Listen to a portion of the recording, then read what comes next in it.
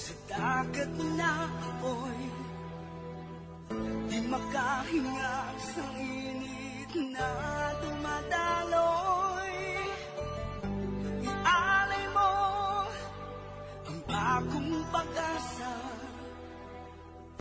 sa tulad kong nasadlak sa pagkakasala. Sa liwat maing adlaw sa inyo tanan mga palangga na mga tagpalamati, sa karon nga adlaw padayuno naton ang sulat, gaginatagan naton sang kabuhi, diri sa ato panatuntunan, Provincial Jail.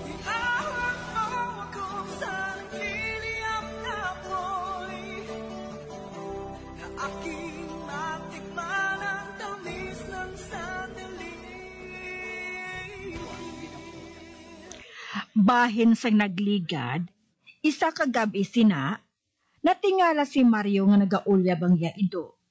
Kag sang ulihi, nabatian niya nga may nagkulas kag nagdalagan palayo. Gani nagsinggit si Mario. Nagpanaog siya kag nagpangusisa. Kag nagapatigid siya nga tao gid ang nakita sang yaido. Samtang si Nunoy Tanod naman, nagapangita siya sang iya mga kaupod. Sang hinali lang, may nagbuno sa iya. Diri sini nga bahin, padayunon ko ang akon pagsaysay diri sa Provincial Jail. Salim, dito kita makadto sa bahin nga to. Sa ginaagyan permis ang duha ka kuring ni Oswald. Tanawon ko lang kung anong iyang buhaton kung makita kita. Nagadumot ako sa animal nga to eh. Oh, Salim? Nga may ginatagol ka sa unan. Wala ko man makita ang duha ka kuring ah. Nagaulyab siya. Sige na. Katuan nato ng ginataghol mo nga to. Dira siya nagataghol. Ano blang hara dira ha? Hindi. May tao nga naghapaon? Kag may pilas ang yatingkoy? Kuna mo, sa likod siya ginbuno? Sinuwayhan niya? Bah, ang bayhon niya? Do kilala ko ni siya. Sinunoy Tanod ini? Siya ini ah. Sinunoy Tanod?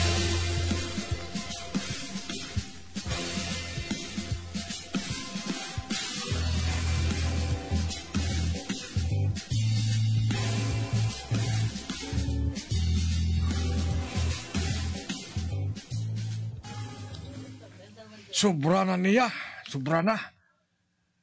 May napatay naman. Sobra na ng kriminal nga ini. Duha na napatay niya nga mga tanod namon. Akig na sikap. Kinahanglan madakpan ang nagapamatay nga ina.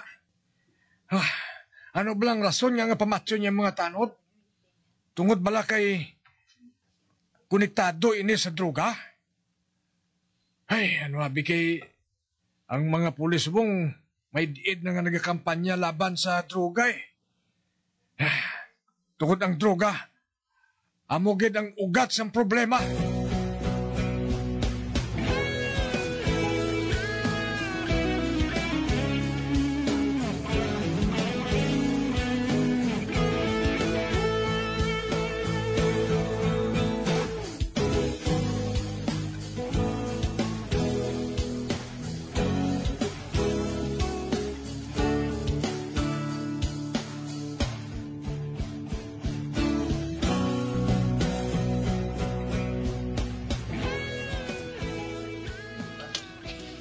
Oswald, nakabati ka na bala sa balita? Si Nunoy Tanod, ginpatay. Nakabati ko siya kay Simeon. Ginpatay ko no si Nunoy Tanod sa adik. Kag sa ano nakapatod si Simeon, nga adik ang nagpatay kay Nunoy Tanod? Logic lang na yan ay. Logic. Sang primero, atong puno sa mga tanod nga si Dundon, ginpatay man to. Adik man to nagpatay. Ikadwa naman na si Nunoy, kay man tunok sila sa buluhato nila mo. Amo ina nga ginapatay nila. Pero hasta subong, wala pa madakpan ang adik. Di man maglikaw ang adik na mo. Pero gadwa-dwa ko na nga si Mario, adik na. Kag siya na nagapamatay. Ha? Ay, nga si Mario yung pasibangdan mo. Tanawa Blanay, si Mario man nang makakita sa bangkay mo. Sa primero si Dondon siya man ito nakakita. Ikadwa, si Nunoy siya man yapon nakakita. Natural nga siyang pasibangdan Ote, nga wala Manila gindakop si Mario, haw? Ay ti mali naton. Kag basi ko nagapangusisa man na sa nanay. Kag isa na lang kaadlaw sina makibot na lang kita. Nga si Mario gigali tuod ang kriminal.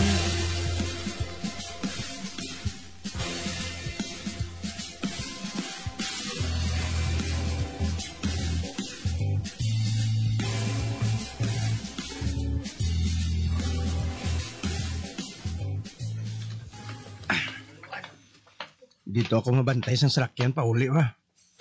Total temprano pa man eh. Mario! Mario, ikaw na bala? Bah, Ikaw na? Inoy! Uy, ikaw gali. Ari ka man. Hindi pala nga army ka? Oo. Nagpa-discharge ko kay may balatian ko sa kidney. Oo, amo gali. Kung mag-ayo ako, pwede man nga makabalik ako dito. Tina na, kumusta ka na? Ari, amo man gyapon. Dua ka tuig na lang ang pason ko kag mangin isa na ako ka profesional. Ati mayo ko na mo sina. Ta, dali dito sa restaurant ginawa. Mamahaw ta. Kag may ibalita ko sa imo. Hindi ka makabalaka. Ako ang taya.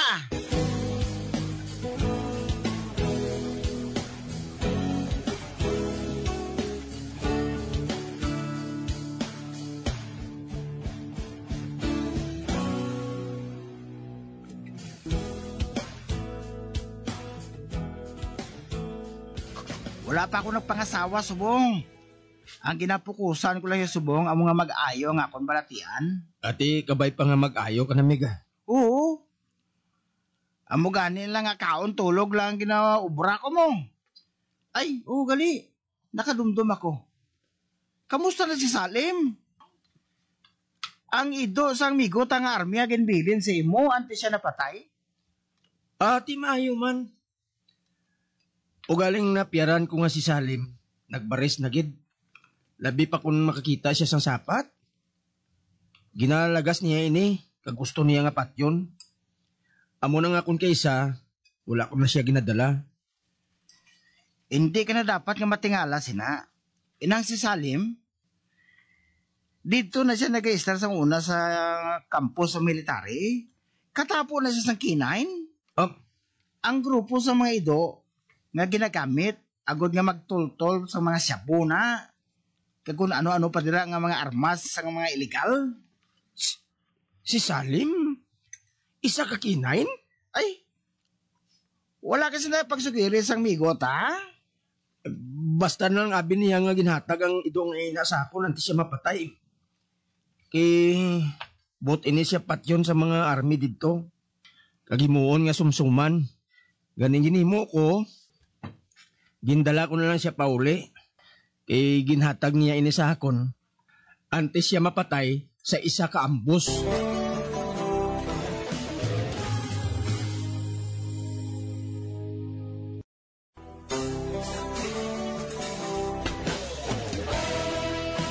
Nakibot si Mario sang ginsugid ni Inoy sa iya, nga si Salim nga ido nga ginhatag sa iya, miyembro gali sang K9. Sa pagpadayon ko pagid. Maalam ang idong ina nga si Salim, kag matanda sa magsimhot sa mga namtangal sa mga droga. Kaya sa pagbanta ko, ang abilidad sang idong ina, wala pa gihapon madula sa iya. O nga man, naghahatag wala sang problema ang idong ina sa imo? Wala man Inoy. Natingala lang ako kung nga ang duha ka kuring nga to. Irmi lang ginabantayan kag ginalagas. Ang iban nga kuring wala man. Basi kung may napanimahuan siya nga droga sa mga kuringina. Ha? Oo. Basta gani makapanimahu siyang droga ang ido. Hindi na siya maguntat kung hindi niya matapos ang ginapatrabaho sa iya. Amo gali? Oo!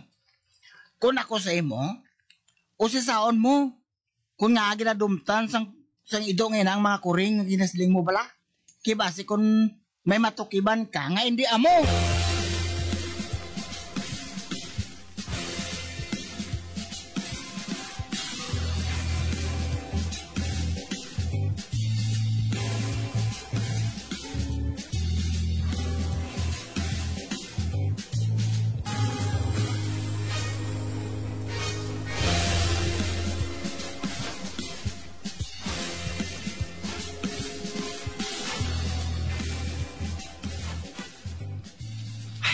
Buisit to. Hindi ako makatulog. Hindi ako malipat sa ginsiling sa ako ni Inoy. Si Salim gali. Isa gali kakinain. Kag nagsiling si Inoy, nga manilag ako sa kuring. Ibasi kung may matukiban ako nga hindi amo. Gusto, no? Nga hindi ko pagbuhaton nina. Kag nagsulod dayon sa pinsar ko, nga basi si Oswald ang nagapamatay, basi kung ako ang iya idason? Kinanglan niya maunahan ko siya. Kinanglan niya makabansi ako sa iya sang isa katikang.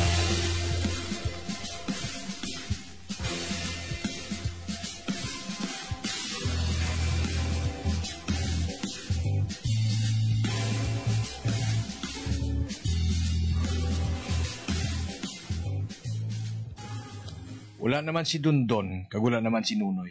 Inpatay ko sila. Kag wala na siyang masinabad pa sa akon. Kag na si Mario, tulaong kumana sa banas ko. Nagadumot kung daan sina sa iya. Siyang dasong kung mapatyon na. Kung mapatay ko siya, madula ng problema ko sa negosyo ko. Kag madula naman ang ribal ko kay Sherlita. Di malas ka lang nga Mario ka. Di malas sa gigi akong ginkontra mo.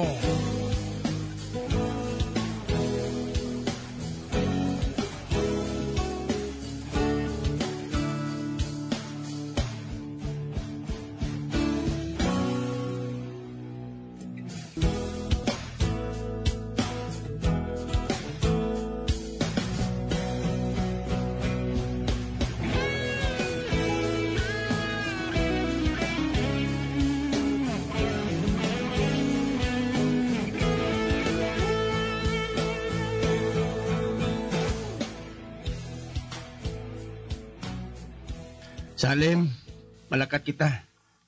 Manilag kita. Nagsiling sa akon si Inoy. Nga kung gusto ko pahipuson si Salim, kabigon ko siya nga daw sa tao. Kung gusto kong maghipos siya, ibutang ko na lang ang duha ko katudlo sa bakba niya. Kagamoy lang buhaton ko. Para nga hindi kami mabuking sa mga kureng nga to.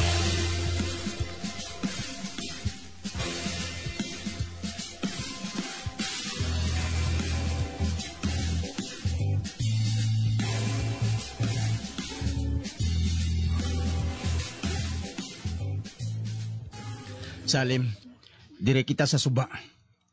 Mapalipod kita sa pangpang sang suba. Bantayan naton kung di nagakadtong duwa ka kuring. Ara na. Nakita ko ng duha ka kuring. Nagadalagan pa kadto sa wayang. Wala sila makaibalo. Nga nagapanago kita dire sa pangpang sang suba. Di na yan sila makadto man. Hindi. Nagtaghol siya sa duha ka kuring. Ibutang ko nga akong tudlo sa iya baba. Ara na. Nagipos na siya. Wala siya makataghol. Salim, magpaimunong ka. Kuna mo, wala pa niya malimtan ang natunaan niya. Bilang kinay nga ito.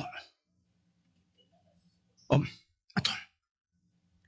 Nagapadayon ang duha ka kuring sa pagdalagan pakadto sa namtangan sang preswan. Mano sila sa preswan? Anong ginabuhat nila dito?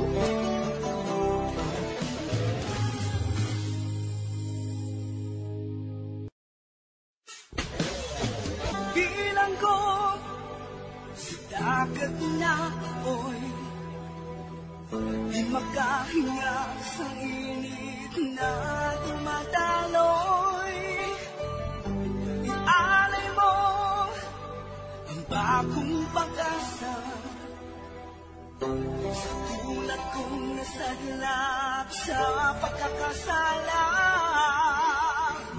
Magabiyan sundagin ninyo sa pagpamati ang mga kasugpon sang sulat nga aton man ginatagan sang kabuhi diri sa atong katuntunan, Provincial Journey. Kag kami diri sa gihapon wala gid kakalipat sa pagpangagda sa inyo. Gakun kabuman may kasaysayan, ipadala lang diri sa atong palatuntunan, Provincial J, DYWB, Bombo Radio, Mandalagan, Siyudad Sang Bacolod. Sa direksyon ni Melvin Gatuslao.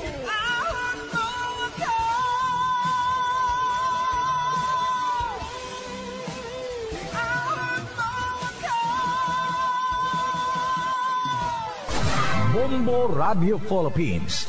Patuloy na #1 sa drama. Fast Paradyo Bombo!